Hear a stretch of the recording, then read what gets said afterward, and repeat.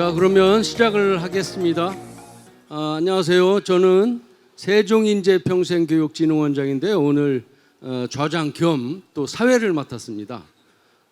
오늘 포럼의 주제가 다들 이해를 하고 계시겠지만 기후변화, 기후대응, 그리고 우리가 일하고 있는 평생교육, 어떻게 서로 협력해서 우리가 지속가능성을 어떻게 확보해 나갈 것이냐라고 하는 그런 주제의 포럼이 되겠습니다. 저는 제일 처음에 기후변화, 기후대응 부분과 평생교육이 어떻게 연계가 될 수 있을까 하는 생각을 했는데, 우리가 지역 주민들, 국민들, 시민들에게 행복을 주기 위해서 나름대로의 평생교육에 일을 임하고 있습니다만, 그 행복도 사실은 지속가능성이 보장되어야 될 때만 가능한 것이 아닌가 하는 생각이 들어서 결국 이 기후변화, 기후대응, 지속가능성 이런 부분이 우리 평생교육과 서로 뗄래야 뗄 수 없는 특별한 관계에 있구나라고 하는 그런 이해를 제 나름대로 하게 되었습니다. 자, 오늘 주제 발표를 해주시고 또 토론을 해주시겠습니다만, 그 전에 그 연사분들은 다음에 소개를 드리기로 하고, 그 전에 우리의 영웅이시면서 카리스마 넘치는 우리 진희종 우리 협의회 회장님의 인사 말씀부터 듣도록 하겠습니다.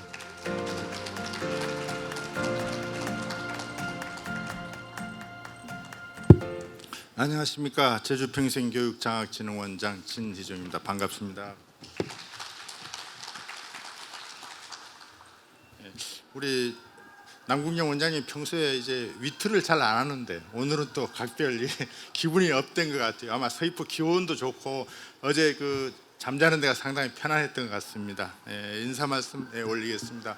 어쨌든 중요한 자리라 저는 평소에 자료를 잘 안 보는데 오늘은 또박또박 자료를 보고 인사 말씀 드리겠습니다. 존경하는 내외 기분 여러분, 국가평생교육진흥원 및 전국시도평생교육진흥원 원장님과 관계자 여러분, 특히 오늘 행사를 축하해 주시기에 소중한 시간을 내주신 오순문 서귀포 시장님을 비롯한 이 자리에 함께해 주신 모든 분들께 깊은 감사 인사의 말씀을 드립니다. 오늘 우리는 인류가直面한 가장 중대한 과제 중의 하나인 기후위기 극복을 위해 평생교육의 역할을 모색하는 의미 있는 논의를 위해 한자리에 모였습니다. 기후위기는 단순한 환경 문제가 아니라 우리 삶의 방식과 전반을 변화시키고 지속가능한 미래를 위해 새로운 패러다임을 요구하는 도전이기도 합니다. 이에 따라 평생교육이 갖고 있는 중요성은 더욱 부각되겠습니다. 전생에 걸쳐 학습을 지원하는 평생교육은 기후위기 극복을 위한 교육에서도 핵심적인 역할을 담당할 수 있습니다. 이를 위해 국가와 전국의 평생교육 기관과 전문가들이 국내외 협력 방안을 모색하는 것은 지속가능한 사회로 나가기 위한 필수적인 과정이라 할 수 있겠습니다. 그리고 우리가 오늘 나누는 논의와 협력은 단순히 지식 공유를 넘어 실질적인 행동 변화를 이끌어내는 중요한 계기가 될 것으로 봅니다. 오늘 귀한 시간을 내어 축하의 말씀을 해주시는 오순문 서귀포 시장님, 좌장으로 성공적인 포럼을 이끌어 주시는 남궁영 세종인재평생교육진흥원장님, 그리고 특별히 주제 발표를 위해서 애써주신 황한택 충남평생교육인재육성진흥원장님과 토론 참여자 여러분께 깊이 감사드립니다. 오늘의 논의가 지속가능한 미래로 나아가는 힘찬 걸음이 되길 바라며 깊이 있는 토론과 협력을 통해 의미 있는 결실을 맺기를 기대하겠습니다. 다시 한번 모든 분께 감사드리며 뜻깊은 세션이 되기를 기원합니다. 감사합니다. 우리 협의회 회장님 감사드리고요. 다음은 오늘의 자리를 축하해 주시기 위해서 이 지역의 가장 어른이신 서귀포 시장님, 오순문 시장님께서 함께 하셨습니다. 축사의 말씀을 좀 청해 듣겠습니다.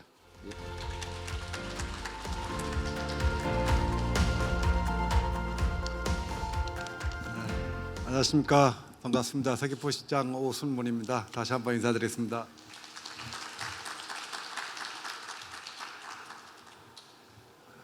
제가 사실은 교육부의 공무원으로 시작을 했습니다.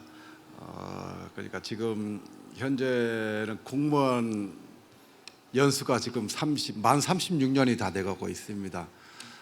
겉보기보다는 조금 연식이 좀 됐습니다. 그래서 이제 평생교육 부분은 또 저하고는 조금 익숙한 그런 분야라고 말씀을 드리겠습니다. 예. 먼저 20회를 맞는 제주 포럼에서 기후 위기와 평생교육이라는 주제로 해서 토론회를 갖게 돼서 굉장히 의미 있게 생각을 하고요. 굉장히 축하를 드리겠습니다. 그리고 오늘 토론회를 준비해 주신 전국 시도 평생교육진흥원 협의회 진의정 원장님, 그리고 국가평생교육진흥원 죄송합니다. 변종임 원장님 감사를 드리겠습니다. 그리고 아울러 토론회 자장을 맡아주실 남궁영 세종 원장님, 그리고 발제를 해주실 황환택 충남 원장님, 그리고 관계자 여러분, 그리고 오늘 또 토론회에 참여해 주실 네 분의 전문가님께도 감사를 드리겠습니다. 오늘날 전 세계가 직면한 기후 위기에 대한 대응은 단순한 선택이 아니라 필수가 된 지 오래입니다. 이에 대해 국제사회의 여러 노력 중 하나로 유네스코는 지속가능 발전 교육 ESD 2030 전략을 통해 기후 행동과 같은 글로벌 과제들에 대해 가치와 태도, 행동 변화를 이끌어내는 교육을 강화해 나가고 있습니다. 제주특별자치도 역시 지난 2월 2040 지속가능 발전 기본 전략을 발표하고 기후변화 대응과 평생교육 실현을 주요 목표로 삼아 지속가능한 발전을 도모하고 있습니다. 지속가능 발전 목표에 대해 유엔에서 수많은 국가들을 설득하여 기속력 있는 조약으로까지 이끌어내신 반기문 전 유엔 사무총장님을 모시고 지속가능 발전 비전 선포식을 대한민국 지방정부로서는 최초로 비전 선포식을 가졌고, 그분 앞에서 오영훈 지사님께서 직접 발표까지 하셨습니다. 도정의 최고 상위 목표이자 비전으로 지속가능 발전 전략을 선언한 것입니다. 탄소 중립과 관련해서는 정부 목표 연도인 2050년보다 15년 앞당긴 2035년에 제주특별자치도는 탄소 중립을 실현하겠다는 목표를 세우고 추진하고 있습니다.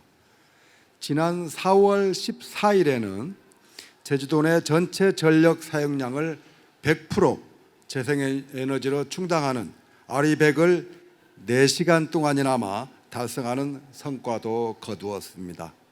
제주에서 RE100은 꿈이 아닌 현실로 다가오고 있습니다. 특히 제주도가 분산 에너지 특구로 지정되면서 탄소 중립은 한 발짝씩 나아가고 있다는 말씀을 드리겠습니다. 제가 옷깃에 다른 그 배지도 SDGs입니다. Sustainable Development Goals. 서귀포시 또한 교육과 문화로 미래를 여는 희망의 서귀포시를 비전으로 청정 가치를 드높이는 생태 환경 도시를 시정 운영 6대 전략의 하나로 적극 추진하고 있습니다. 특히 환경부 지정 탄소 중립 선도 도시 조성을 위해서 탄소 중립 실천 선도 마을을 기존의 4곳에서 6곳으로 확대하고 탄소 중립 포인트제 운영, 범시민적 실천운동 전개 등 시민과 지역사회가 함께 배우고 실천하는 다양한 노력을 기울이고 있습니다. 오늘 이 자리를 통해 기후위기 대응과 지속가능한 발전을 위한 평생교육의 역할과 과제에 대해 폭넓은 논의가 이루어지길 바라며 제주가 평생교육을 통한 기후위기 대응에 국제적 실천과 협력의 장이 될 수 있도록 여러분의 지혜와 고견을 기대하겠습니다. 아무쪼록 이번 세션, 이번 토론회를 준비해 주신 관계자 여러분께 감사드리고 여기 참석하신 모든 분들 더 건강하시고 행복하시길 바라겠습니다. 고맙습니다. 자, 시장 감사드리고요. 다음 본격적으로 주제 발표와 또 토론회 시간을 갖도록 하겠습니다. 우리 주제 발표자와 토론자분들은 좀 앞쪽으로 올라와 주시기를 바랍니다. 저부터 올라가겠습니다.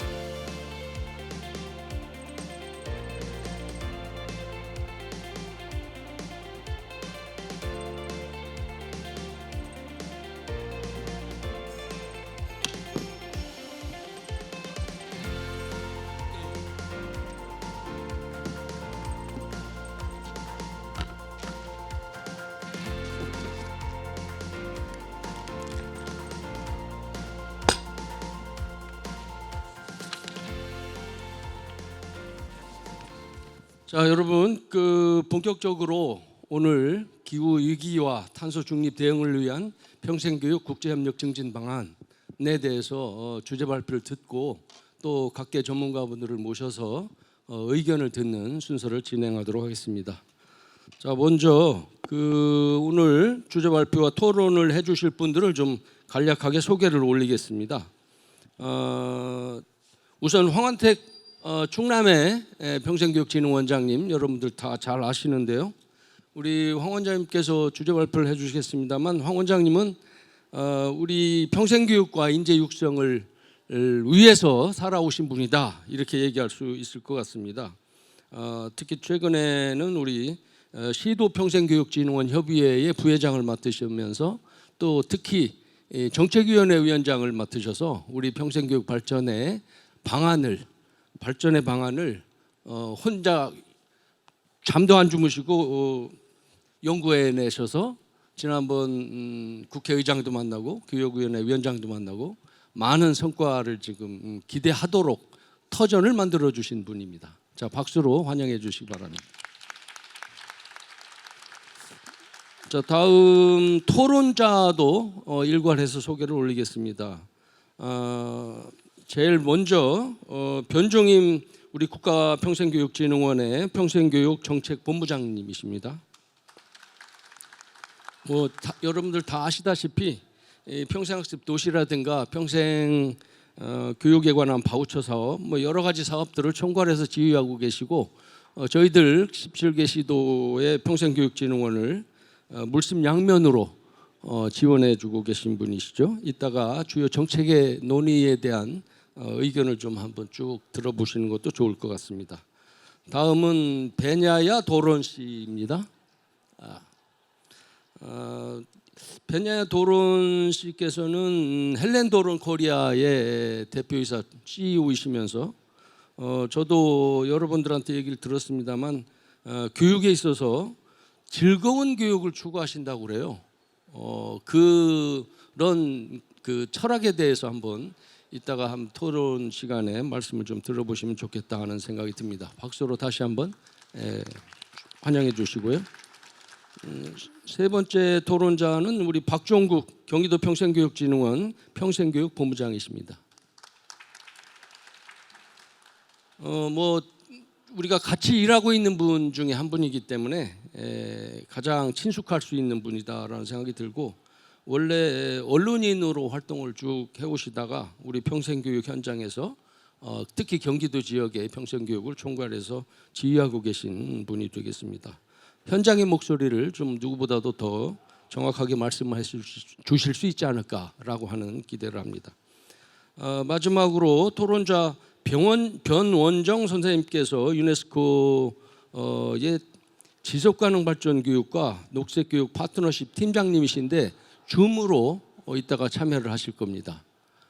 지금 이 자리에는 안 계시죠? 이따가 화면을 통해서 여러분들을 뵐 수 있지 않을까 하는 생각이 듭니다. 특히 오늘 주제가 지속 가능성에 관한 부분이기 때문에 그런 부분에 연계되는 말씀을 좀 들을 수 있을 것으로 생각이 듭니다. 자, 그럼 바로 본격적으로 우리 황 원장님의 주제 발표를 청해 듣겠습니다. 부탁드립니다.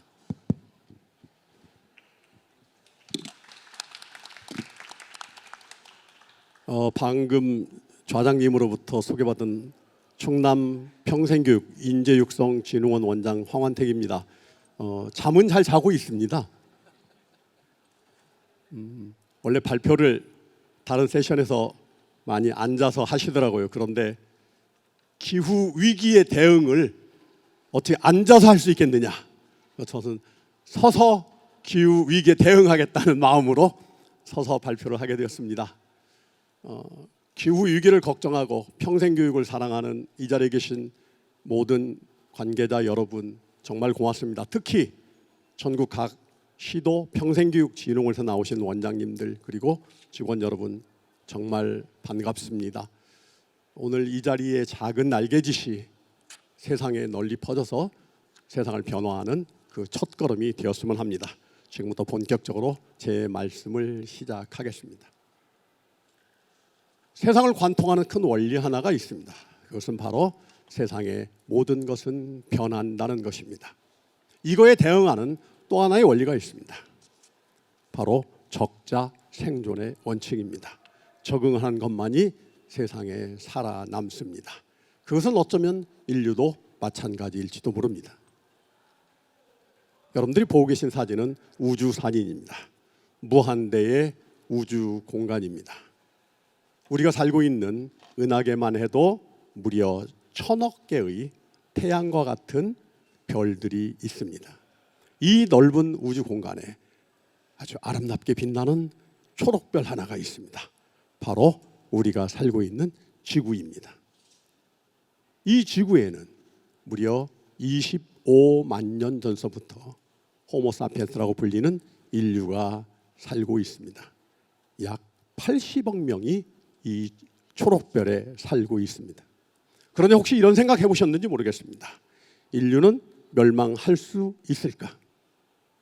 인류가 멸망한다면 과연 인류는 왜 멸망할까? 전쟁일까요? 아니면 핵폭발일까요? 그것도 아니면 코로나19 같은 바이러스 때문일까요? 만약에 80억이 살고 있는 이 지구의 인류가 멸망한다면 저는 이런 이유가 아니라 바로 온도 때문이라고 생각합니다. 우리가 알고 있는 것처럼 지구의 평균 기온이 계속 올라가고 있습니다.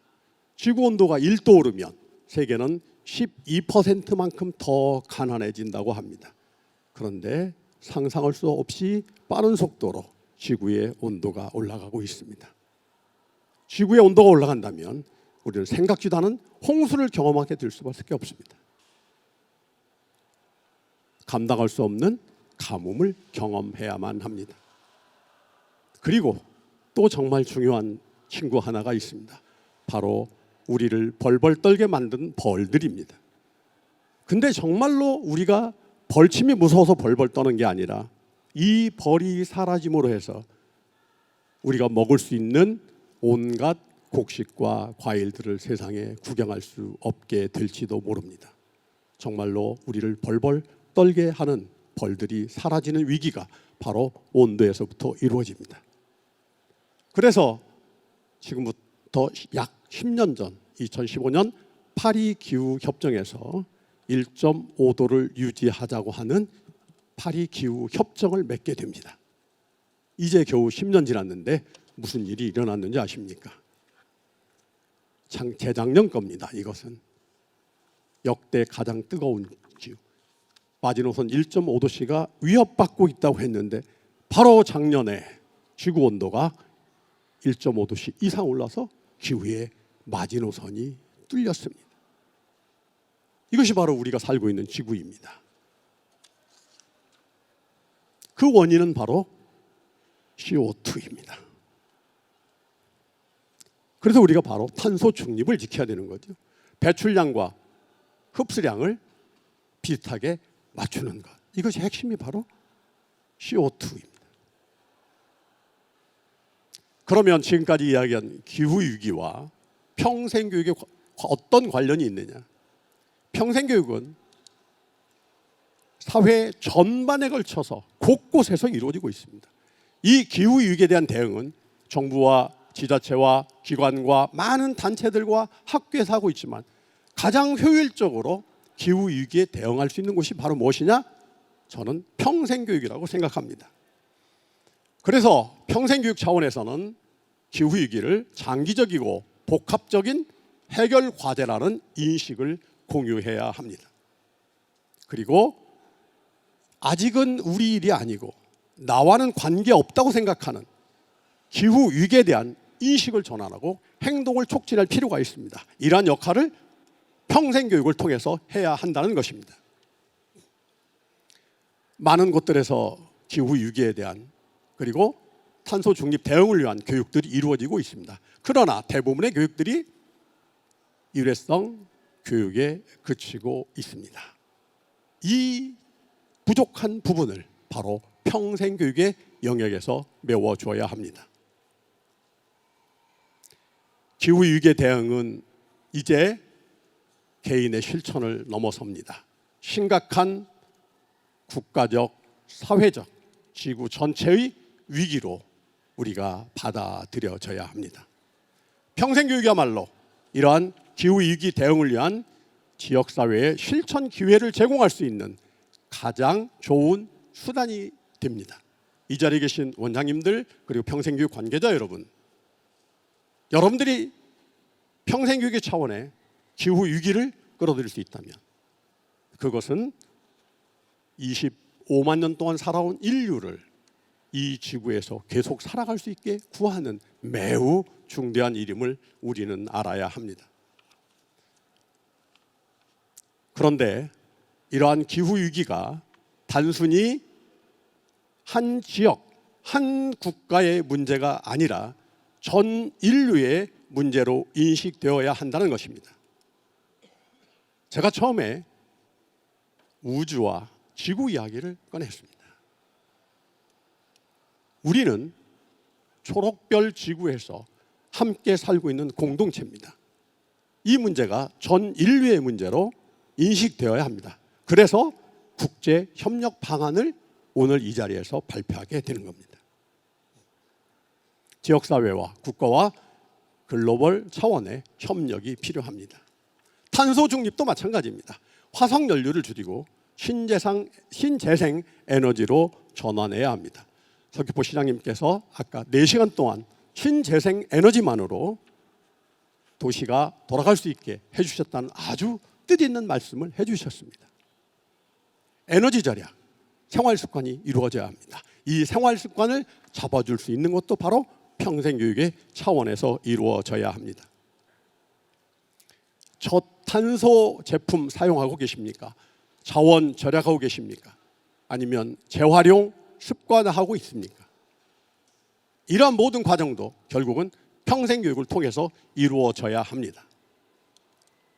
오늘도 아침을 먹으면서 그런 생각을 했습니다. 내가 먹고 있는 이 음식이 과연 친환경 먹거리일까? 가능하면 친환경 먹거리를 우리가 사용해야 합니다. 국내 평생교육 현황은 기후위기와 관련된 국내 평생교육 현황을 조금 살펴봤습니다. 여기 보시면 여기 지금 우리 원장님 앉아 계신데 서울특별시 평생교육진흥원에서 한국환경보존원과 협약을 맺었습니다. 그래서 기후위기에 적극적으로 대응하고 있습니다. 가운데 검은색 양복을 입은 또 멋있는 원장님 한 분 계시네요. 여기 앉아 계시네요. 인천 인재평생교육진흥원에서도 기후에너지 아카데미를 개강했습니다. 그래서 기후 시민을 양성해 주고 있습니다. 현재 전국 각 시도 평생교육진흥원에서 나름대로의 기후위기 탄소중립 대응을 위한 여러 가지 프로그램이 진행되고 있습니다.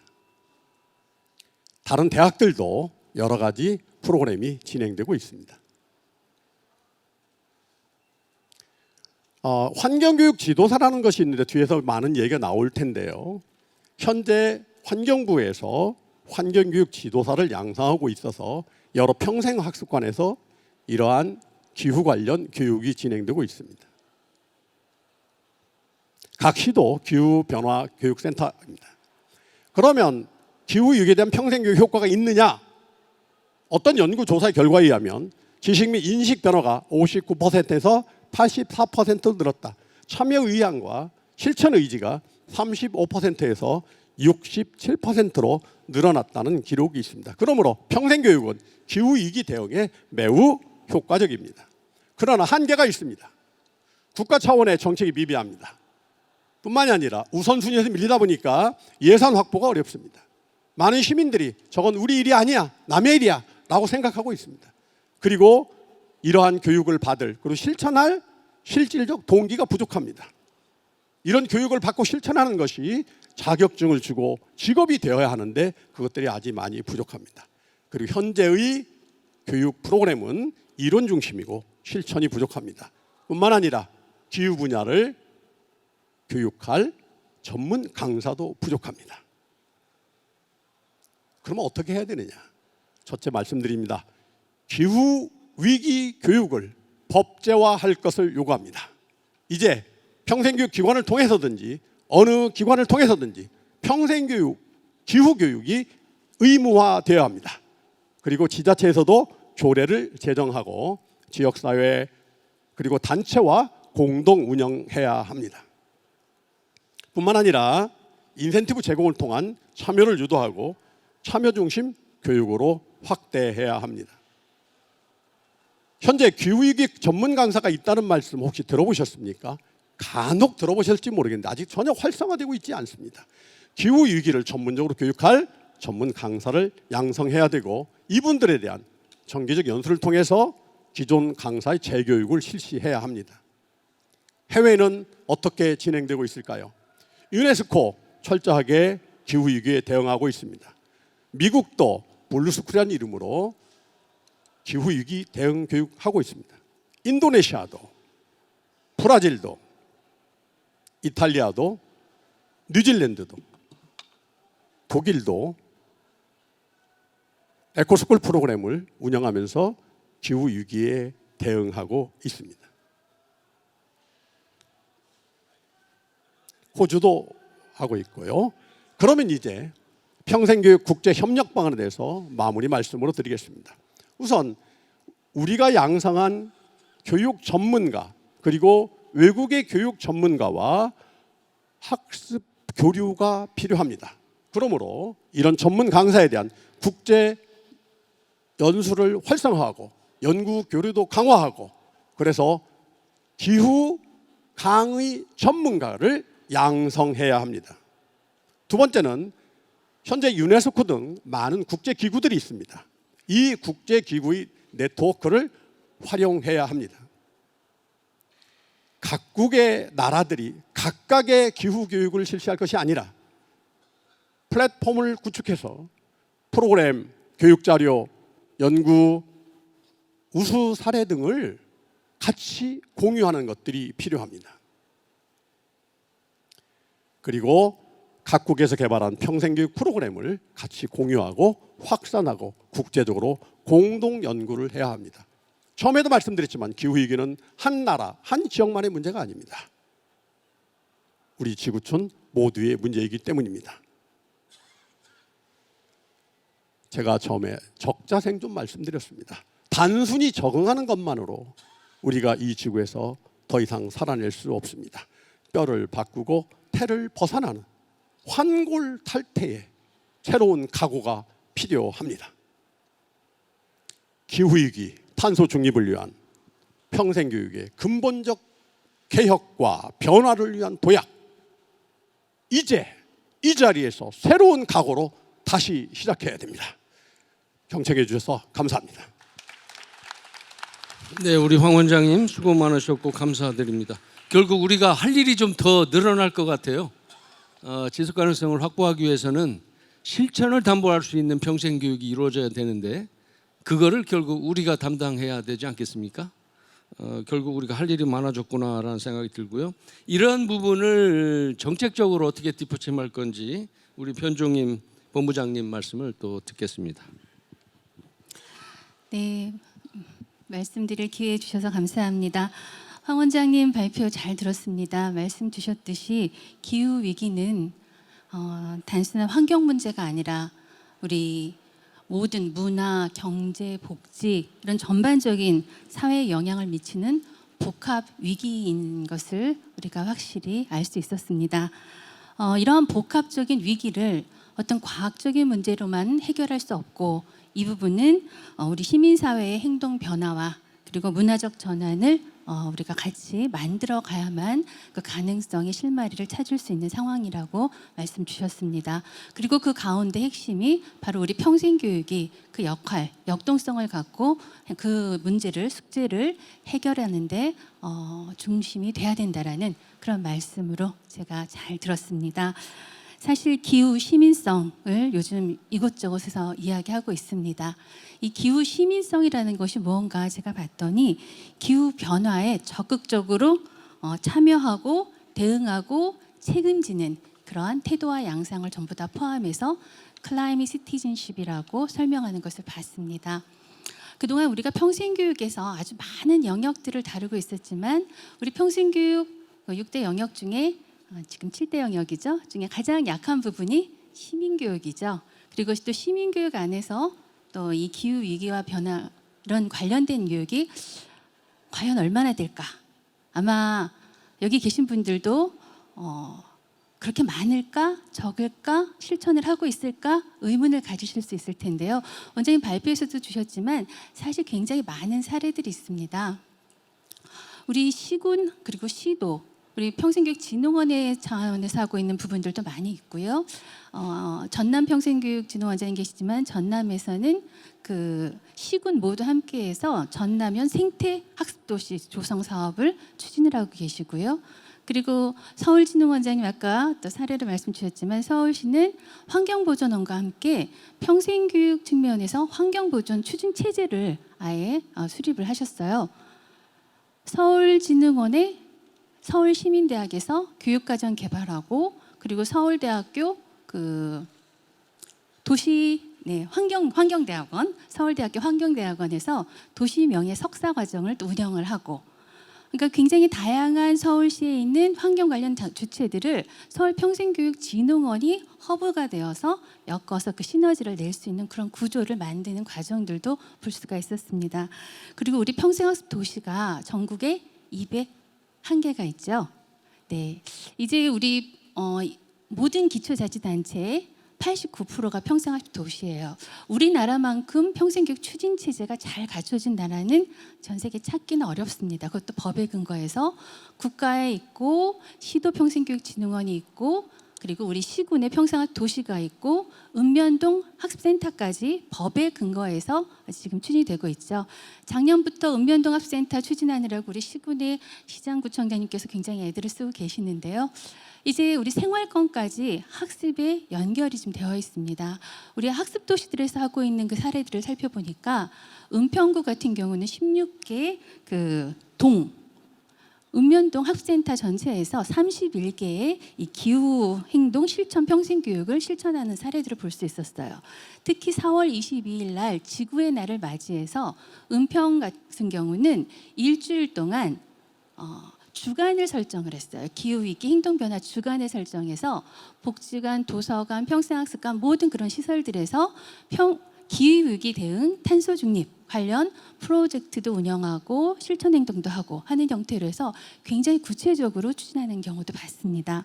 그리고 또 제가 주의 깊게 봤던 사례는 우리 구평원에서 실시하는 그 우수 사례에도 포함되어 있지만 광주 북구에서는 도시 재생사를 양성하고 있는데 숲 재생사 그리고 골목 재생사 그리고 골목 숲 도시 이렇게 도시 농업 이런 형태로 재생사를 양성을 하는데 양성만 하면 끝나면은 제가 별로 소개를 해드리고 싶지 않았을 텐데 양성하신 그분들이 읍면동 학습센터 학습 동아리하고 연결돼서 지역을 변화시키는 실천을 하도록 연계 구조를 만들어 놓은 부분을 봤습니다. 그러니까 우리의 평생 추진 체제를 가장 잘 활용하고 활동할 수 있게 만든 사례이지 않나 싶은데요. 그러니까 실제로 자투리 땅 버려져 있는 곳들이 많잖아요. 도시에 쓰레기 투척되고 불법 주차되고 있는 그런 곳들을 이 도시 재생사 과정을 마치신 분들이 새롭게 설계해서 도시 숲을 조성하는 그래서 그 환경도 살리고 지역도 살리고 하는 그런 형태로 활동하시는 실천가들을 양성하고 도시를 변화시키는 사례들을 봤습니다. 우리 지역사회의 이런 문제들을 해결하고 변화시킬 수 있는 힘은 우리 학습자분들이 갖고 있는 거죠. 그리고 우리 학습자분들이 실제로 학습한 그 결과를 실천할 수 있는 실천의 장을 만들어주는 것, 그 학습의 장을 현장으로 연결해 줄 수 있도록 도와주는 것은 바로 우리 평생교육을 담당하고 있는 여기 계신 우리 여러분들과 제가 아닌가 싶습니다. 단적으로 프로그램을 운영하기보다는 그 학습 과정을 마치신 분들이 실제로 실천할 수 있는 실험의 장 이런 부분을 많이 만들어주는 것이 필요한 것 같습니다. 근데 우리가 실험의 장이 상대적으로 굉장히 부족해요. 이유는 뭘까요? 실패했을 때 그 책임을 개인에게 돌리기 때문에 학습한 결과를 실험해 볼 수 있는 기회가 많지가 않습니다. 그래서 실패할 수 있는 그 경험 해봐서 될 수도 있고 안 될 수도 있어요. 도시재생이 성공할 수도 있고 못할 수도 있는데 그 경험을 그래도 우리 평생학습 우리 기관들 그리고 지자체 진흥원에서 도와주셔서 학습한 결과를 연습할 수 있는 그런 터전들을 좀 더 조성해 주셨으면 하는 그런 바람입니다. 한번 말씀을 좀 정리하겠습니다. 이런 우리의 평생학습 추진 체제가 잘 갖춰져 있는데 그곳에서 우리 시민들을 위한 기후위기 대응 평생교육 프로그램들이 좀 더 활성화되기 위해서는 한 3가지만 말씀드리고 마치겠습니다. 먼저 우리 평생교육진흥원을 중심으로 기후 대응형 평생학습 정책 거버넌스 체계와 플랫폼이 구축됐으면 좋겠습니다. 말씀 간단히 드리면 공유할 수 있는 장이 필요합니다. 서울시 25개 자치구, 우리 경기도는 이제 우리 본부장님 말씀하시겠지만 31개 시군에서 각자 하고 있는 내용들이 무엇인지를 같이 공유할 수 있는 그런 장이 마련이 돼야 은평에선 이렇게 하고 영등포에서 이렇게 하고 이런 부분들을 같이 모아서 우리는 또 새로운 도전을 해볼 수 있지 않을까. 그리고 이런 부분은 우리가 새롭게 할 필요 없이 이쪽에서 하고 있는 부분들을 협약해서 협력해서 같이 공유할 수 있으면 좋겠다. 이런 방안들을 찾기 위해서는 우리 시도를 중심으로 해서 우리 진흥원을 중심으로 플랫폼들이 구축이 되고 그리고 유관기관들과 협력할 수 있는 협력 거버넌스 체제를 만들어줬으면 좋겠습니다. 두 번째는 일회성 프로그램들이 사실은 상당히 많아요. 일회성 프로그램들과 일회성 캠페인성 행사들이 많은데 지속 가능성을 우리가 고민하기 위해서는 탄소 중립 교육 컨텐츠가 체계적으로 개발이 돼야 됩니다. 그래서 이 부분에 대해서도 일회성 교육보다는 그다음에 차시를 두고 실수를 두고 좀 체계화시키는 그런 과정들이 필요하겠고 마지막으로 아까 원장님께서 발표에 말씀 주셨지만 국제 협력을 통한 공동 사업들을 추진하는 것이 필요하겠습니다. 사실 오늘이 그런 이제 단초가 되는 자리인데 다른 나라의 사례도 우리가 같이 공유할 수 있으면 참 좋았을 텐데 하는 아쉬움이 있습니다. 내년에는 이 자리가 또 마련된다면 다른 나라의 국제적으로 협력할 수 있는 그런 분들 같이 모셔서 이런 행사가 또 진행이 됐으면 하는 그런 바람입니다. 우리 유네스코 학습도시에 가입되어 있는 우리 학습도시들이 현재 우리 한국 학습도시들 중에 한 3분의 1은 유네스코 학습도시에 가입이 돼 있어요. 그렇다면은 다른 나라에서 이미 개발된 컨텐츠들과 우리나라의 컨텐츠들 이런 부분을 같이 공유하고 또 협력할 수 있는 그런 자리가 마련됐으면 좋겠습니다. 기후위기는 단시간에 해결될 문제가 아니고 또 우리 전 국민들이 생애를 걸쳐서 학습하고 역량을 키우고 그리고 또 실천하고 하면서 기후위기에 대응을 해나갈 수 있지 않을까 싶습니다. 시민을 변화시키고 지역사회를 변화시키고 그리고 세계를 변화시킬 수 있는 힘은 우리 평생교육에 있다고 생각합니다. 감사합니다. 그렇습니다. 우리 평생교육에서 그런 변화를 이끌어내야 되지 않겠나라는 생각이 들고 특히 변변부장님 말씀하신 그 기후시민성이라는 단어 용어에 대한 그 어떤 철학을 좀 우리가 현장에서 실천해 나가는 그런 노력을 해야 되지 않겠나라는 생각이 들었습니다. 자, 그러면 다음에는 우리 외국의 사례들은 또 어떨지 한번 얘기를 좀 들어보도록 하겠습니다. 도론, it's your turn. Yeah. Okay, thank you. I'll sit down, stand up. Yeah. Okay. So, we're doing this for our future, right? This is our whole goal, is to have a better future for our species, for the world. I come from a company called Helen Doron. We have branches in 40 countries, 1,200 branches, and we've educated more than 3 million children. It's a pretty big organization. And, our goal started with teaching English initially for young children. Why? Because there is a critical period, a critical time in life that they learn language, any language, Korean for sure, their mother tongue, English, if presented in the right way, any language at that time, naturally. It's a critical period, right? And, I've got kids. I've got 3 children. I'm doing pretty well for Korea, I guess. And, you see your children grow, you see them crawl, they hear you speak, they hear you talk, They want to mimic. They see what you do and they follow your example. And one day, your toddler could barely walk and says something like, I don't know, Oma, right? And you say, wow, that's amazing. He said Oma. And they see you and they get excited and they want to do more of it. They get positive feedback, right? These are amazing things.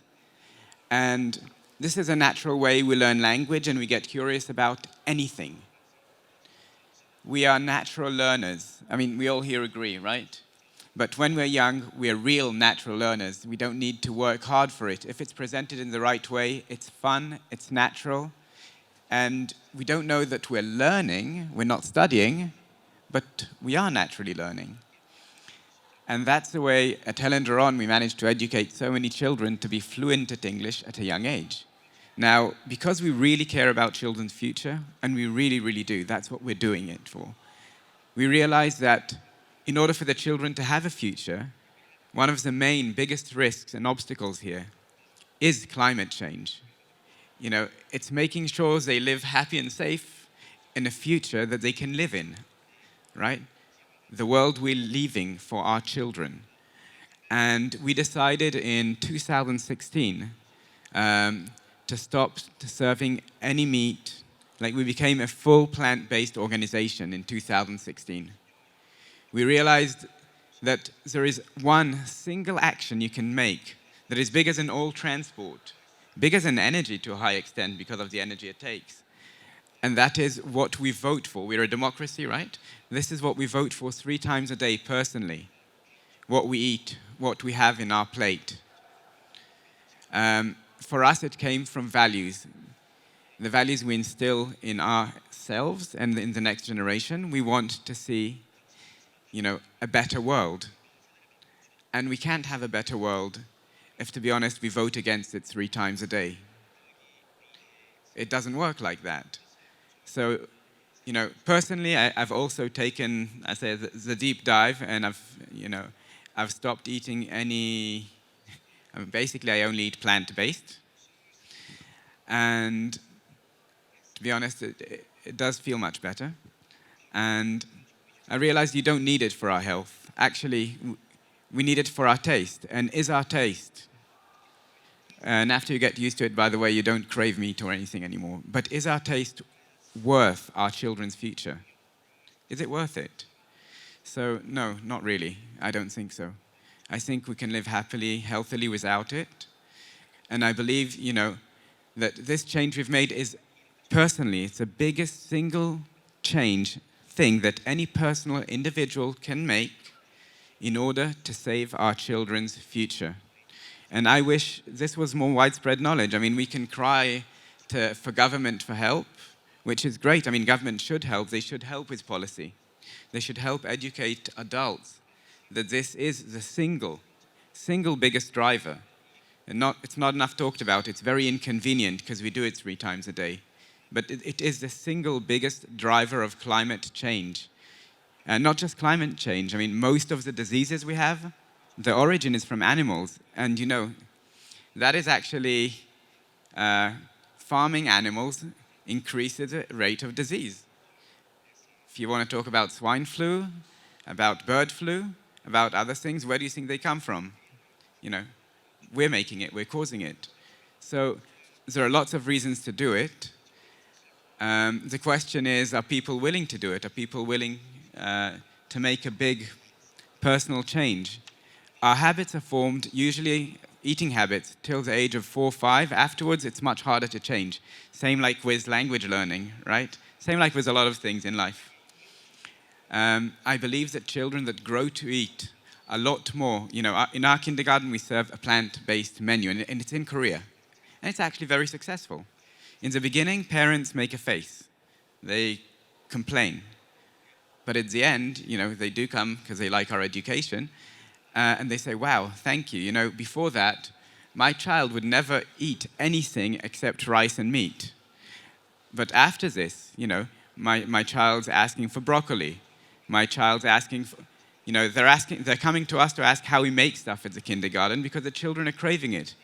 Our food is also a habit. And, habits are easy to change at a young age. A bit harder at an old age, but possible if we have the right values and the right ideas. And I really hope that with that, we're looking for partners, for people to work with us, because we have a goal. We all have the same goal. We're a private company, but we want to see a better world. This is why we made the change. I promise you it's not profitable for us. Actually, it's a hard way up. But we care. And we really want to see a better world. And if there are any partners, we'd love to work with anyone who would love to work with us, who want to make this big change. Even schools, it's 1 meal a day, but it's a third of the carbon footprint, I'd say that. So why not? Actually, it's methane footprint. It's much worse than carbon. In any case, my main point is we really owe it for our children's future. And I really hope that more people can join us in this mission. Thank you. Thank you, Mr. 도른. 우리 도른 씨 말씀을 들으면서 고기를 좀 줄여야 되겠다.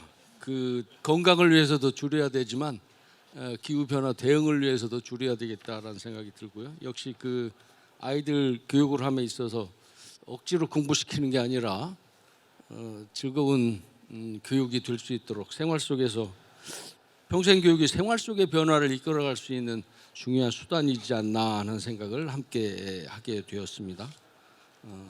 감사드리고요.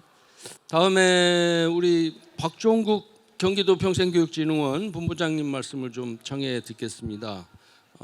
아무래도 현장에 관한 부분을 더욱 중점적으로 말씀을 해주시지 않을까 하는 생각이 들고요. 자, 우리 본부장님 부탁합니다.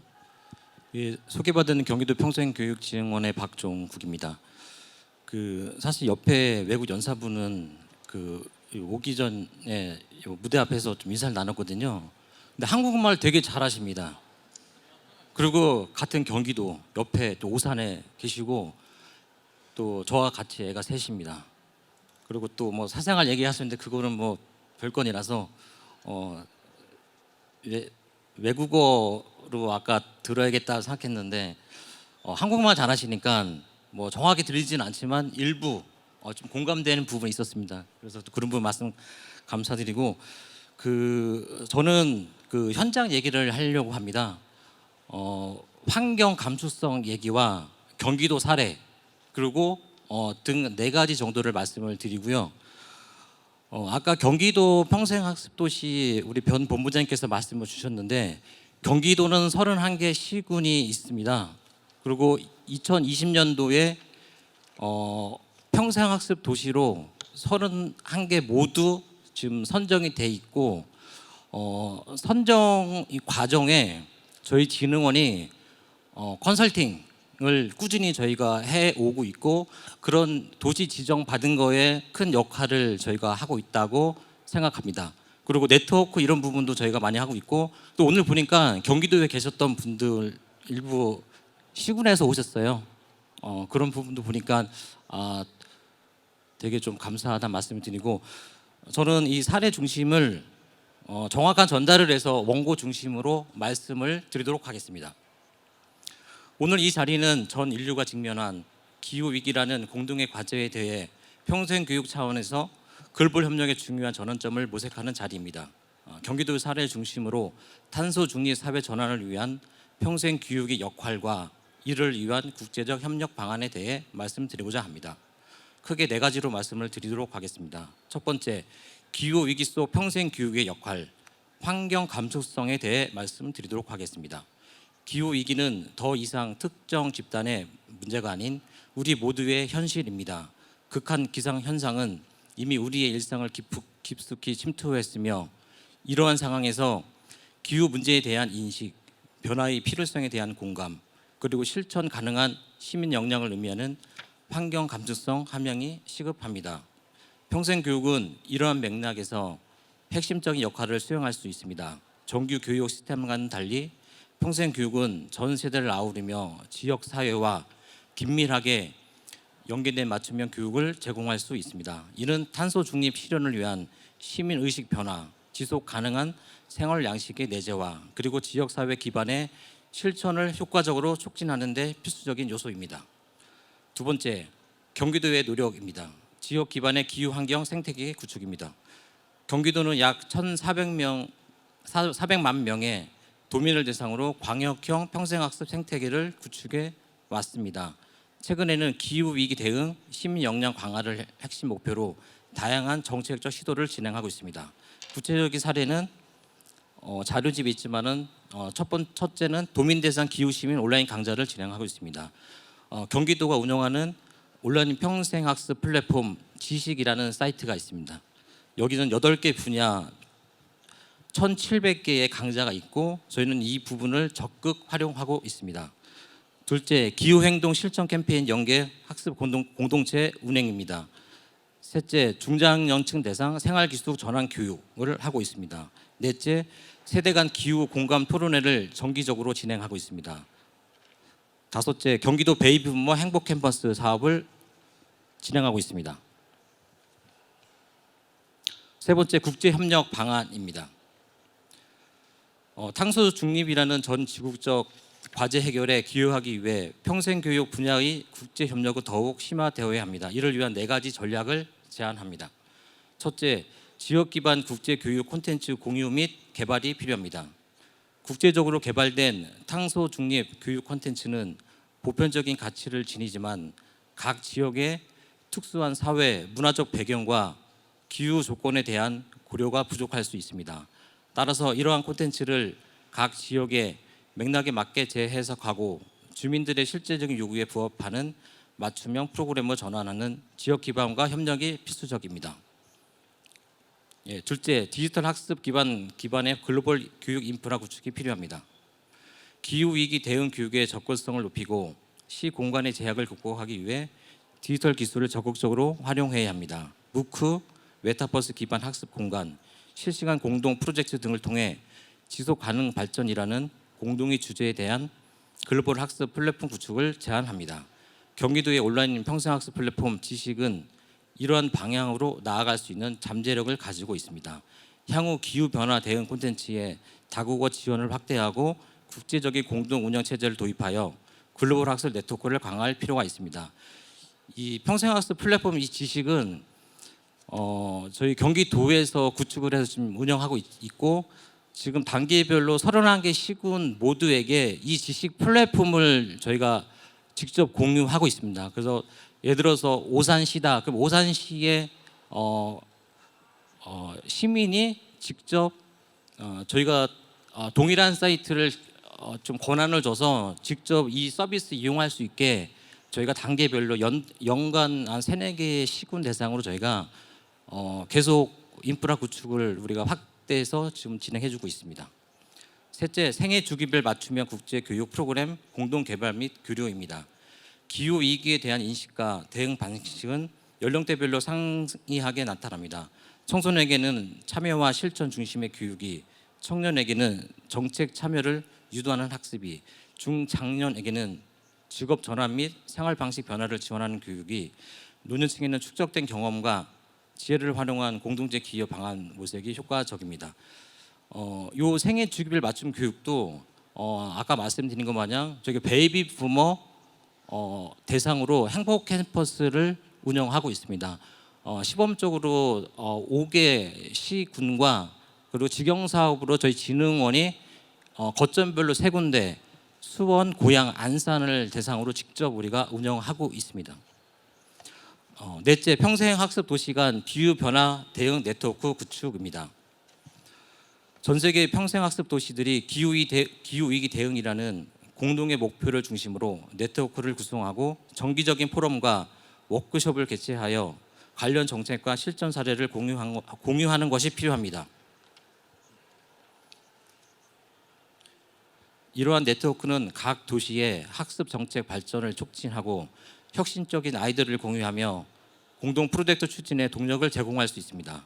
기후 변화 대응에 특화된 평생학습 정책 사례를 공유하고 분석함으로써 각 지역의 학습 정책이 상호 발전하는 선순환 구조를 만들 수 있을 것입니다. 경기도의 경우 31개 시군 모두가 국가가 지정한 평생학습 도시로 되어 있어 향후 성과 관리, 기후 변화 대응 전략을 지표로 포함하는 방안을 적극 제안하여 기초자치단체부터 기후 위기 대응에 적극적인 참여를 높일 계획입니다. 마지막으로 평생교육을 통한 탄소 중립 사회 전환이 필요합니다. 탄소 중립 사회는 단순한 기술 혁신이나 제도 변화만으로 실현될 수 없습니다.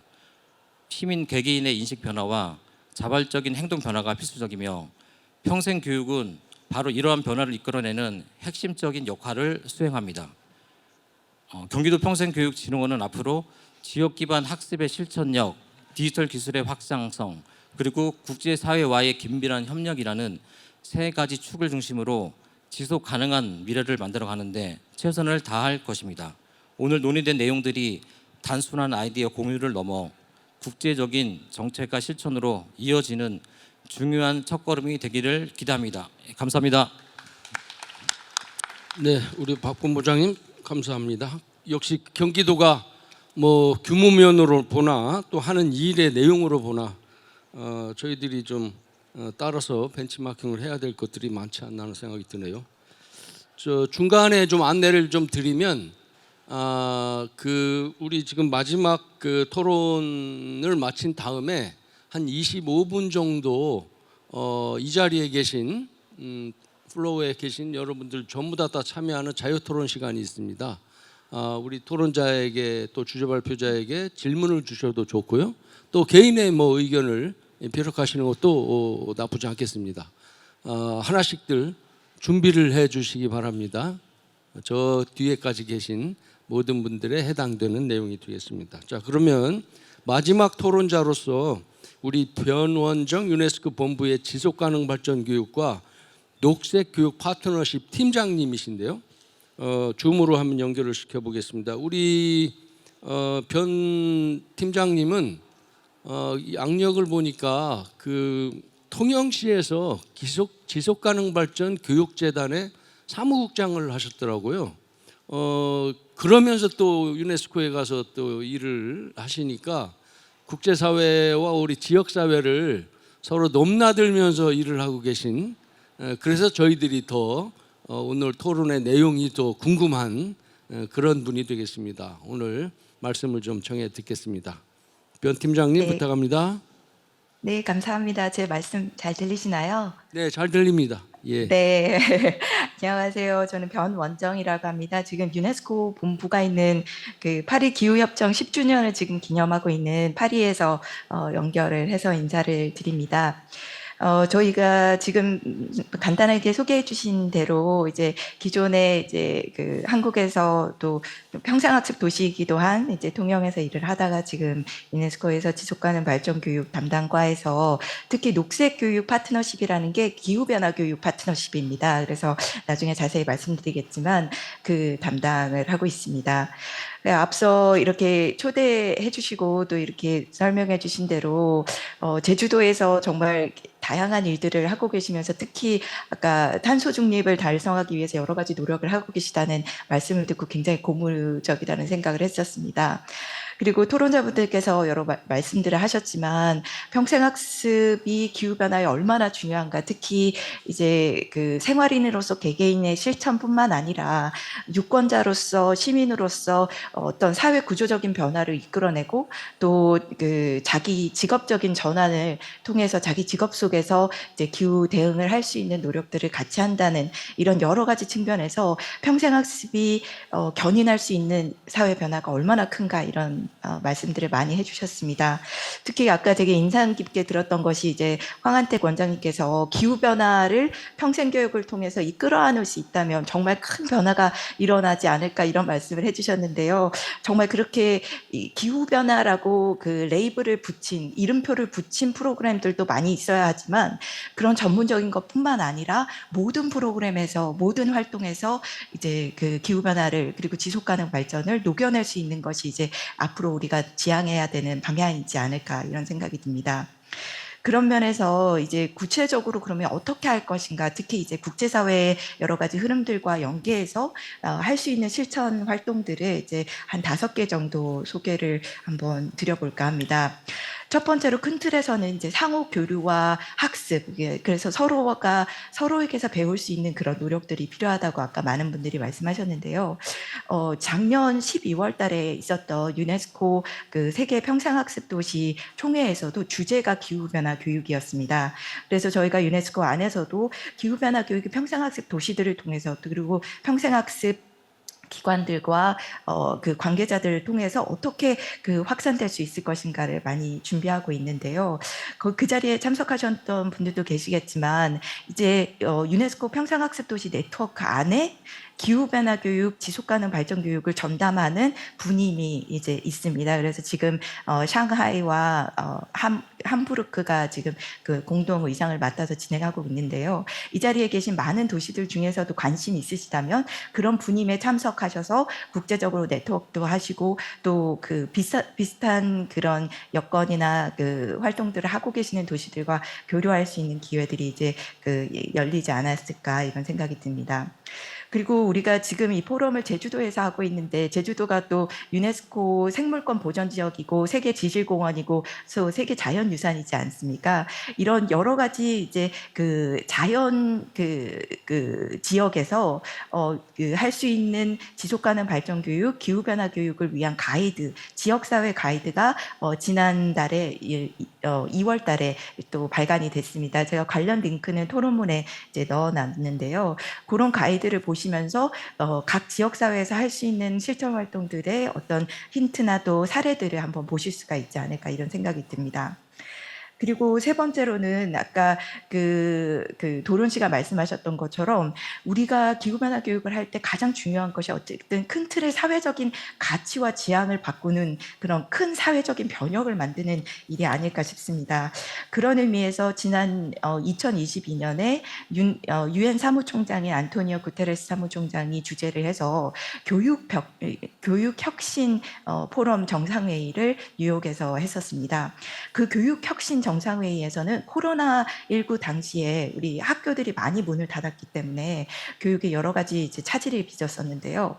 그 이후에 그러면 앞으로 이제 50년, 100년 동안 우리 교육이 가져야 되는 과제는 무엇인가 이런 비전을 만드는 그런 자리였습니다. 근데 이 정상회의에서 참석하신 정상들이 결정한 6개 핵심 과제 중에 하나가 기후변화 교육이었습니다. 그래서 그것 때문에 이제 탄생한 것이 바로 녹색교육 파트너십이라는 그리닝 에듀케이션 파트너십이라는 것인데요.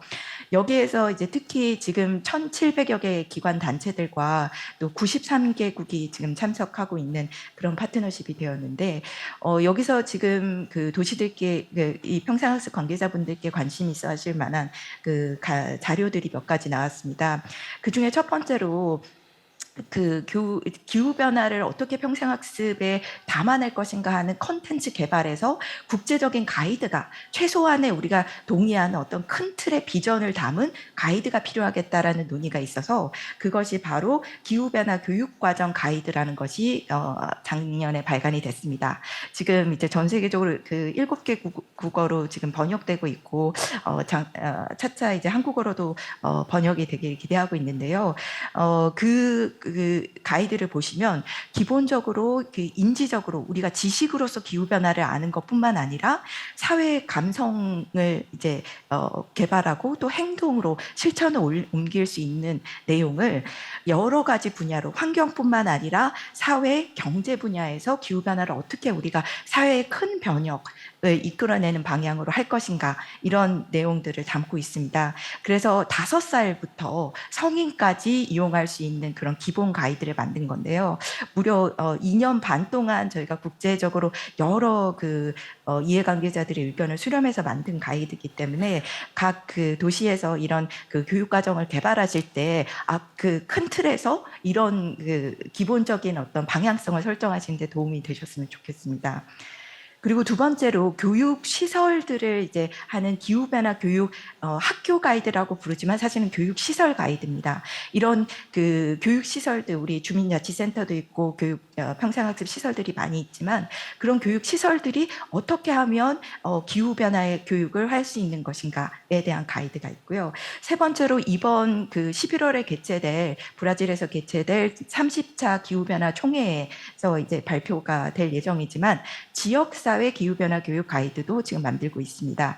그래서 이것은 이제 주로 유네스코 평생학습 도시들의 인풋을 많이 받아서 이제 만들고 있는데요. 아까 그 박종우 본부장님께서 말씀하셨듯이 지역 기반의 평생학습 을 통해서 기후변화 교육을 하기 위한 어떤 기본적인 국제 가이드가 이제 마련이 되는 그런 것이라고 보실 수 있으시겠습니다. 그래서 끝으로 이런 그 5가지 아까 말씀드렸던 이제 국제 네트워크가 있고, 그리고 어디서나 그 유네스코 지역에서 할 수 있는 가이드가 있고, 그리고 컨텐츠에 대한 가이드, 시설에 대한 가이드, 그리고 지역의 학습 도시들이 할 수 있는 그 지역 기반 기후변화 교육의 가이드, 이 5가지 국제 가이드가 있기 때문에 이것을 활용해서 할 수 있는 일들이 많지 않을까 싶습니다. 그리고 이제 마지막으로 정리하면서 말씀드리자면, 아까 변종인 본부장님께서 말씀하셨듯이 우리나라에 201개의 평생학습 도시들이 있다는 것이 저는 이제 유네스코에서 일하면서 항상 늘 자랑스러운 일들 중에 하나입니다. 그만큼 평생학습 분야에서는 대한민국이 가지는 위상과 그 독보적인 어떤 리더십이 분명히 존재한다고 생각을 하는데요. 그런 의미에서 이제 평생학습 도시들이 평생학습뿐만 아니라 이제 기후변화라는 컨텐츠를 어떻게 담아내는가, 이런 우수 사례들이 많이 나와서 아까 은평 사례나 뭐 광주 사례도 말씀해 주셨지만 그런 좋은 사례들이 많이 나와서 더 널리 알릴 수 있는 또 그런 기회가 또 앞으로 있었으면 좋겠습니다. 네, 이상으로 마치겠습니다. 감사합니다. 네, 감사합니다. 변 팀장님. 파리나와 밤이실 것 같은데 지금. 네, 새벽입니다. 말씀하신 그 국제사회에서 권하고 있는 그 5가지 가이드들을 언제 한번 저희들한테 이렇게 자료라도 알려주시면 저희들이 실제 이게 현장에서 업무할 때 큰 도움이 될 수 있을 것 같습니다. 고맙습니다. 자, 한 분의 주제 발표 그리고 4분의 토론을 다 마쳤습니다. 혹시 우리 사전에 안내 드렸다시피 여러분들께서 의견을 주실 차례예요. 또 질문도 주셔도 좋고요. 자, 누가 먼저 말씀을 좀 주시겠습니까? 예, 우리 서울의 한 원장님 부탁합니다. 네. 예, 안녕하세요. 오늘 강의 잘 들었고요. 사실 오늘 주제 발표하실 때 외국 사례들이 있었는데 시간이 바빠서 좀 못하신 것 같아요. 그런데 이제 조금 궁금했던 것 중에 하나가 미국은 블루스쿨이고 인도네시아는 그린스쿨이라는 표현을 썼는데 우리가 통상 그린이라고 하는 것이 녹색 성장이나 녹색을 많이 얘기를 하는데 왜 미국은 블루를 썼을까? 블루가 주는 느낌은 뭔가 이렇게 우울하고 불안하고 뭐 이런 것들 있잖아요. 그래서 혹시 거기에 대해서 아시는 게 있으면 하필 블루스쿨이라고 이름 붙인 것에 궁금해서 여쭤봅니다. 외국에 대한 여러 기후 위기 교육에 관련된 사례들을 많이 찾아서 봤습니다. 근데 지금 질문해 주신 내용 왜 블루인지 왜 그린인지에 관한 부분은 제가 그 부분에 대해서 정확히 알지 못하고 있습니다. 그러면 혹시 우리 변 팀장님 지금 그 우리 서울의 평생교육진흥원장님께서 질문을 주신 왜 일반적으로 우리가 알기로는 그린이라고 영어로 표현을 하는데 미국은 블루라고 하는지 혹시 아시나요? 답변을 좀 주실 수 있겠습니까? 네, 저희가 이렇게 색깔들을 많이 쓰는 게 조금 헷갈리게 만드는 원인이기도 하는데요. 네, 그 원장님께서 말씀하신 대로 그 초록색을 이제 녹색을 기후변화 교육이나 이제 지속가능 발전 교육, 환경 교육에서 많이 쓰는 색깔인데 블루와 관련된 건 요즘에 특히 그 해양 관련된 교육들이 많이 있어서 네, 그래서 지금 이제 6월 말에도 그 프랑스 마르세유에서 그 UN 그 해양 포럼이 개최가 됐지만 거기에 이제 블루스쿨 네트워크들이 이제 같이 참여를 하기도 합니다. 근데 결과적으로 유네스코 내에서 그 개념적인 그 기준으로 볼 때는 이 기후변화 교육, 지속가능 발전 교육이 가장 큰 개념이고 상위 개념이고 그 기후변화 교육이 있고 그리고 그 중에서 이제 해양과 관련된 부분이 이제 한 부분으로 있다 이렇게 보시면 녹색 교육이 이제 큰 틀에서 이제 그 더 큰 개념이다 이렇게 보시면 될 것 같습니다. 제가 잠깐 말씀드리면 이 블루스쿨은 그 감수성, 창의성 이 교육을 상징하는 개념으로 이해를 해주시는 게 맞는 것 같습니다. 실제 뉴욕에서 그 블루스쿨을 설립을 해서 운영을 했는데 그 블루스쿨 뉴욕에서 설립한 블루스쿨은 감성, 창의성, 예술성, 자기 표현을 강조하는 그런 교육 모델로 사용이 된 걸로 알고 있습니다. 그래요. 이해가 갑니다. 예. 답변 두 분 감사드립니다. 또 질문이나 의견을 좀 주시기 바랍니다. 예. 전남회 원장님이십니다. 여러분. 변 본부장님이나 변 팀장님이 좀 대답을 주시면 좋겠는데요. 이 교육을 통한 이제 그 기후 위기 대응, 특히 우리 이제 평생 교육을 통해서 하는데 이 교육의 이제 그 실천이 이렇게 따라오는 교육이어야 이게 효과가 있을 것 같은데요. 우리 기후 위기 대응 평생 교육이나 평생 학습에 있어서 이 실천이 어떻게 교육과 실천을 연계할 수 있는 방안이 어떤 게 있을까 좀 여쭤보고 싶습니다. 네, 드릴 기회 주셔서 감사드립니다. 사실 제가 예전에 월드뱅크 회의를 갔을 때 그 경제학자들이 그런 질문을 하더라고요. 대한민국은 이노베이션이 충분히 나을 수 있는 나라인데 우리는 전 세계에서 그때 당시 저한테 얘기했을 때 베트남하고 코리아를 주시해서 보고 있다. 왜냐하면 날리지의 집중률, 그러니까 교육 수준들이 너무 높아 있고 정말 전 국민의 학습에 대한 열망이 이렇게 높고 그러니까 이렇게 집적되어 있으면 그것이 다 모아져서 이노베이션이 터져 나와야 되는데 집적만 하고 왜 새로운 이노베이션 혁신이 안 일어나는지 정말 궁금해서 우린 보고 있다. 그러면서 또 본인들이 설명하기를 실패에 대한 리스크를 개개인이 지는 사회라서 그 이노베이션이 못 일어나는 것 같다. 그러니까 그분들이 얘기했던 게 뭐냐면 지식이 집적된 삼성의 기술, 뭐 LG의 기술, 뭐 이렇게 다 모아져서 새로운 것이 생기는 거지 사막에서 뭐가 생기진 않는다. 그래서 한국처럼 많은 사람들이 공부하고 계속 공부하고 대학 진학률도 이렇게 높고 그럼 뭔가 펑펑 터져야 되는데 안 터지는 이유는 실패에 대한 리스크를 개인이 책임지는 사회이기 때문에 안 생기는 것 같다. 제발 실패해도 되는 그런 경험들을 할 수 있는 것을 공공에서 같이 책임질 수 있는 구조가 만들어져야 되지 않겠느냐라는 지적을 들었던 경험이 있습니다. 그리고 저는 이제 평생교육 현장으로 돌아왔는데 우리 평생교육 현장도 배운 거를 활용해 볼 수 있는 기회가 거의 없어요. 그래서 학습자분들이 학습을 쇼핑을 해요. 이거 배우고 다음에 뭐 배우지? 다음에 뭐 배우지? 계속 새로운 거를. 그것도 배운 사람들만 계속 배웁니다. 평생교육 참여율이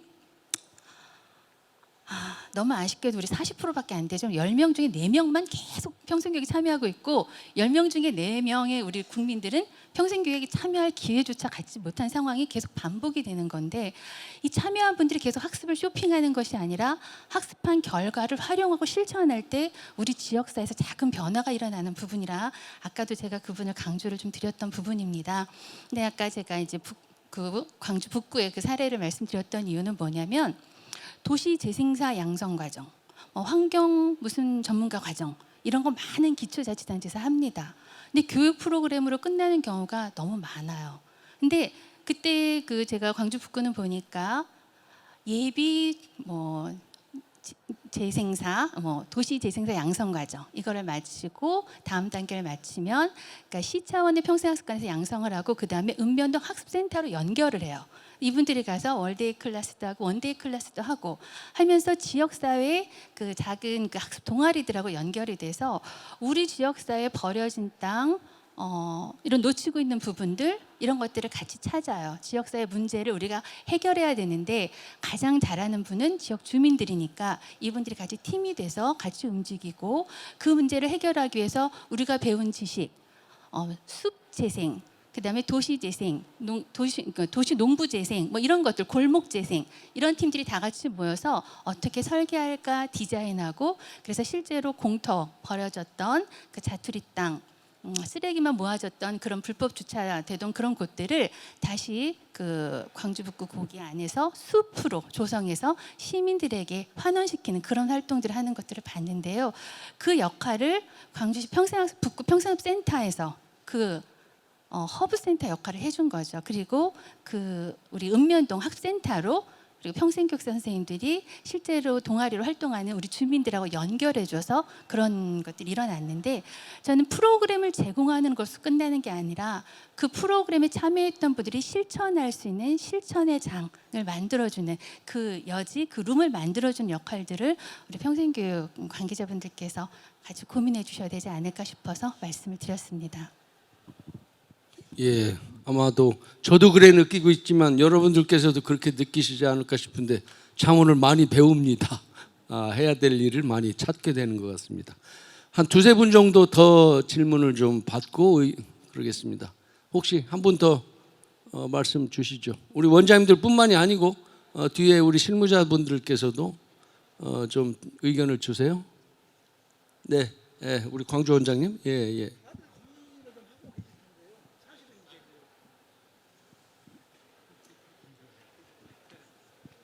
각 개인이나 작은 집단이 실천할 수 있는 게 있고, 그렇지 않으면 이제 국가적 차원이나 우리 평생학습에 관계되는 모든 부분들이 참여하는 좀 큰 규모의 실천 뭐 이런 것들이 좀 있고, 이게 이제 세계로 나아가는 거 아니겠어요? 근데 이제 실제로 이제 뭐 저희들도 이제 개인적으로는 막 그 분리수거나 이런 것도 굉장히 철저히 하는 편이고 이렇게 하는데, 어느 순간 딱 보면 이게 제대로 분리수거를 해놓으면 제대로 이거 결국은 마지막 과정까지 가는 거냐 하는 이제 이런 의구심이 들 때가 있고, 또 실제적으로 이제 현장에서 보면 이게 애쓰고 분리해놨는데 수거를 할 때는 뭐 이게 섞어서 간다랄지 뭐 이런 것들이 있을 때는 또 깜짝깜짝 놀래기도 하고 그런단 말이에요. 그래서 이제 저희 기관 같으면 이제 개인적으로는 우리 기관의 전기요금을 좀 면밀하게 좀 봐서 지난해하고 올해하고 좀 한 20%나 15% 정도로 좀 절감할 수 있는 방안을 그 좀 강구해봐라 한달지, 뭐 저희가 이제 뭐 그 점심 식사 같은 경우 이제 공공 식당에서 하는 거 아니겠어요? 이제 그 식당에서 우리가 먹는 최대한 그 반찬류나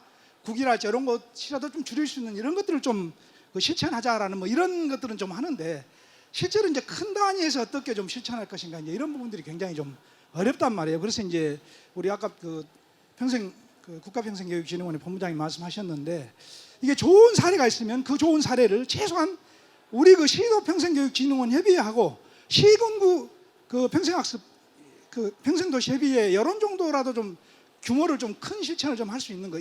이를테면 아까 북구 도시재생사가 굉장히 모범적인 사례다 그러면 이런 사례를 좀 더 연구해서 이걸 좀 전체 그 우리 평생학습 관련 분야의 모든 기관들이 좀 할 수 있는 올해의 좀 실천적인 프로그램 이런 걸로 좀 잡아서 좀 그런 것들을 좀 리드해 갈 수 있는 이런 것들이 좀 있으면 좋지 않겠는가 하는 뭐 그런 생각들을 좀 해봤습니다. 그래서 이제 그 작은 단위의 개인적인 실천도 중요하지만 이게 약간 좀 더 큰 규모 실천 단위로 나아가는 그 새로운 실천들을 우리가 좀 한 개라도 좀 같이 경험을 했으면 좋지 않겠는가 하는 그런 생각을 좀 하고 있습니다. 예, 고맙습니다. 예. 제가 짧게 답변. 제가 이제 평생교육 분야에 와서 일한 지가 오래되지는 않았습니다. 근데 보면 우리나라의 평생교육을 받으시는 분들의 퍼센트가 30%가 넘어요. 그리고 굉장히 많은 프로그램들이 있습니다. 이 기후 위기에 관한 교육을 평생학습 또는 평생교육을 받으시는 분들이 어떻게 받아들일까라고 생각을 해봤거든요. 걱정도 많이 해봤습니다. 그랬더니 수없이 많은 그냥 프로그램 중에 하나로 인식하실 가능성들이 너무 많다. 그러니까 이거 배우고 저거 배우고 그 중에 하나 그냥 기후 위기 관련된 평생학습 프로그램을 그냥 이수하는 거죠. 그런데 다른 거하고 다르게 이거는 반드시 뭐가 이루어져야 하냐면 실천이 이루어져야 되죠. 근데 실천으로 가게 할 수 있는 동기부여, 이거를 어느 차원에서 어떻게 해낼 것인가, 이것이 가장 핵심적인 문제인 것 같은데, 이것은 각 지자체에서 또는 기관에서 국가에서 이 부분에 대한 큰 관심을 가져주셔야 됩니다. 우리 광주 원장님께서 말씀하신 대로 기관의 차원에서, 지자체 차원에서, 개인의 차원에서 할 수 있는 게 있고 전체적인 흐름을 국가적 차원에서 함께 해줘야 되는 부분들이 있습니다. 그래서 각자의 영역에서 그런 것들이 필요한 것 같고요.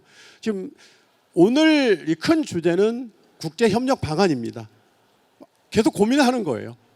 각 국가의 경제적 수준, 사회적, 문화적 환경이 다 다릅니다.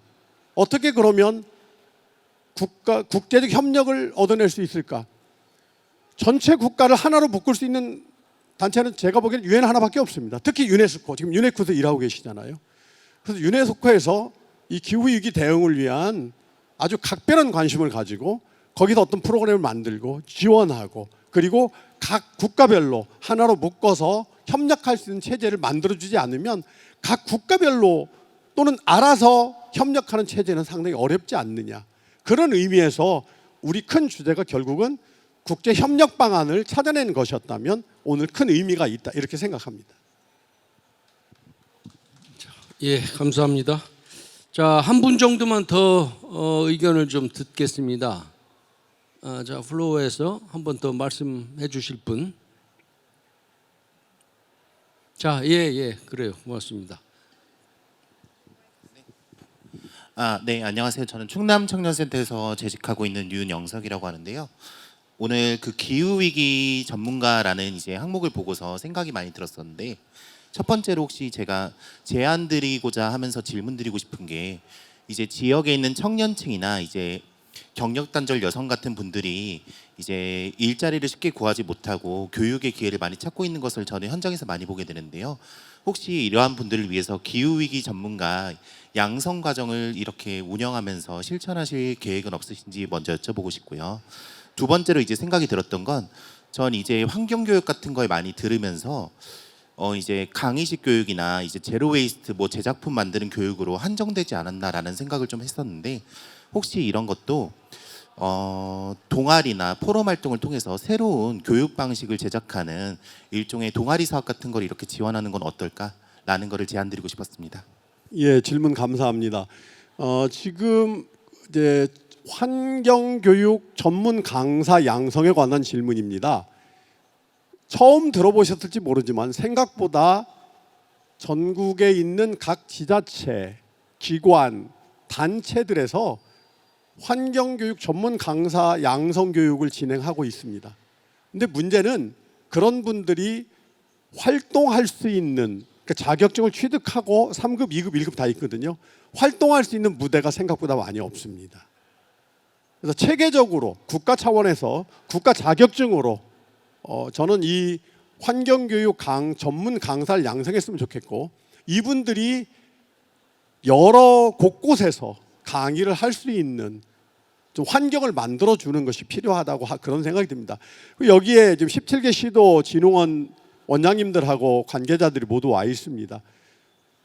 그래서 직원들 뽑을 때 기후 환경 관련 전문 강사를 필수적으로 한 명 정도는 채용하는 그러한 제도도 만들어진다면 지금 우리 플로어에서 질문하신 그러한 부분에 대해서 활성화될 수 있지 않을까 이렇게 생각합니다. 또 추가로 답변 주실 말씀 없으실까요? 우리 변 본부장, 우리 박 본부장님 부탁합니다. 예. 아까 청년으로 말씀 주셨잖아요. 그 청년이라는 게 좀 각각 다 그 지자체마다 틀려가지고, 그러면 어느 때 정도 30대신가요? 40대신가요? 네, 감사합니다. 제가 이제 만나는 청년들은 이제 18세부터 34세, 이제 지역으로 따지면은 39세까지 이렇게 넓게 보고 있습니다. 저는 40대였으면 제가 말씀드리려고 했는데 좀 더 낫네요. 근데 결과적으로는 지금 학령 인구가 많이 줄어들면서 예를 들어서 올해 같은 경우가 예를 들어서 노인 세대에서 많이 좀 늘어나 있잖아요. 그러다 보니까 저 경기도 같은 경우도 그 사회적 경제원이라고 이번에 민선 8기 되면서 새로 만들어졌습니다.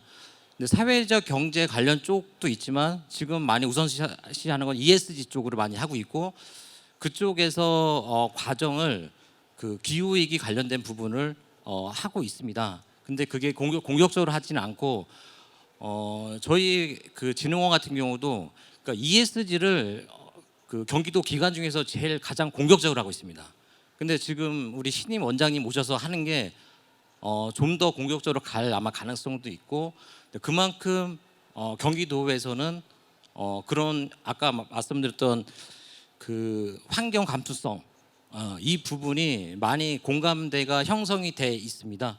그래서 그런 부분 말씀 주신 부분을 조금 이제 40세 이상이 아니라 그 이하 부분도 저희가 좀 더 적극적으로 지원하도록 노력하겠습니다. 예, 이상입니다. 예, 감사합니다. 우리 변본부장님께서는 뭐 정책을 다루시지만 충분히 말씀을 주셨다. 그래서 더 이상 답변을 안 하시려고 하시는 것 같습니다. 예. 네, 아니 저는 다른 분 기회를 드려야 되는 것 같아서 저는 괜찮습니다 말씀드렸는데요. 말씀 주신 바와 같이 정부 정책으로도 굉장히 이니셔티브를 이제 갖고 해야 되는데 사실 저희가 이 부분을 평생교육의 큰 화두나 주제로 잡고 갈 상황은 못 되는 것도 현실입니다. 하지만 우리 평생교육 안에서 프로그램으로 또 내용으로 만들어가는 데는 곳곳에 이 부분들이 활성화될 수 있는 여지가 상당히 많이 있다라는 거 오늘 같이 말씀을 드렸던 거고요. 그리고 제가 오늘 알려드렸던 이런 사례들은 저희 국가평생교육진흥원에서는 해마다 평생학습 대상이라고 해서 시상식이 있어요.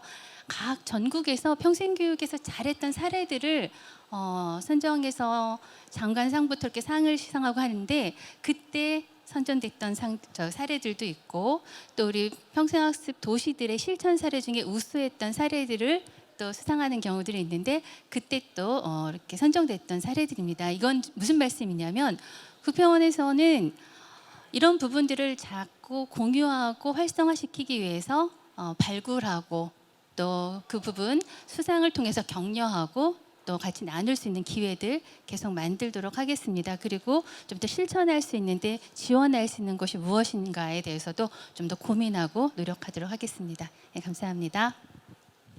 예, 감사합니다. 오늘 1시간 반 동안 우리 기후 변화를 어떻게 평생교육에서 담아서 시민들의 변화를 이끌어갈 수 있는 실제 실천으로 이어질 수 있는 그런 방안들이 뭐가 있을까라고 하는 고민들이 있었습니다. 솔직하게 저희 세종 같은 경우는 이게 환경교육센터가 있는데요. 거기서 하는 일로만 생각을 하고 있었는데 원장으로서 아주 속으로 부끄럽다는 생각이 들어서 돌아가면 바로 시민대학에서 이러한 그 환경교육 내지는 기후변화 대응을 위한 노력을 함께 기울여야 되겠다라는 다짐을 하게 됩니다. 오늘 황원택 원장님 주제 발표 감사드리고요. 또 네 분의 토론자분들이 수고해 주셨습니다. 여러분 마지막으로 큰 박수 부탁드리면서 마치겠습니다.